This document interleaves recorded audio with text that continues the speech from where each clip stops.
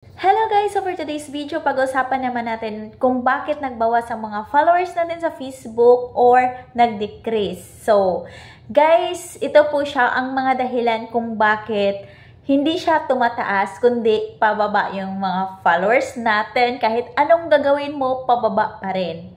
So unang rason po kapag ikaw ay nakipag-follow to follow. So guys, fake following siya guys. Unang-una guys, merong iba dyan na ng phishing dyan, makipag F to F siya, makipollow, tapos hinihintay niya na nag-follow back na, and then kapag nag-follow back na, pwede kanya i-unfollow. So, fake following po yan.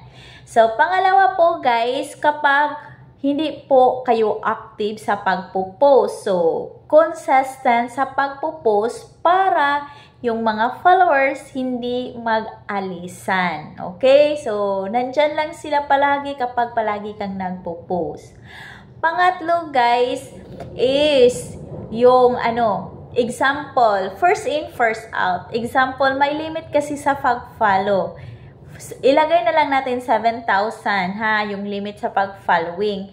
For example, yung si Juan nag-follow sa'yo, 7,000 na. Tapos, meron siyang gustong i-follow na naman. So, first in, first out, kung sino yung una niyang na-follow at meron siyang bagong i-follow. So, yung unang na-follow niya, ma-out. So, first in, first out, ma-out ka. So, isa yan sa mga reasons kaya dapat tayo consistent sa pagpo-post para hindi sila mawawala sa atin. So, pangatlo na yun guys. So, ang pang-apat po dito guys is yung fake engagement. Okay? So, ikaw nakipag-fake engagement ka. So, hindi yan magtatagal kasi nga fake engagement, magbawas talaga yan. So, pangatlo po dito guys is yung boosting. So, sa boosting naman guys, ito po yung nagbibili ka ng mga followers. Ito, nagbibili ka ng mga followers. Ha? Nagbibili ka ng mga followers.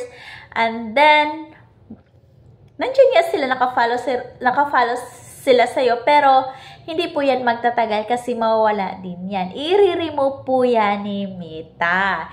So guys, yan po yung mga dahilan kung bakit nabawasan yung mga followers dahil sa maling system.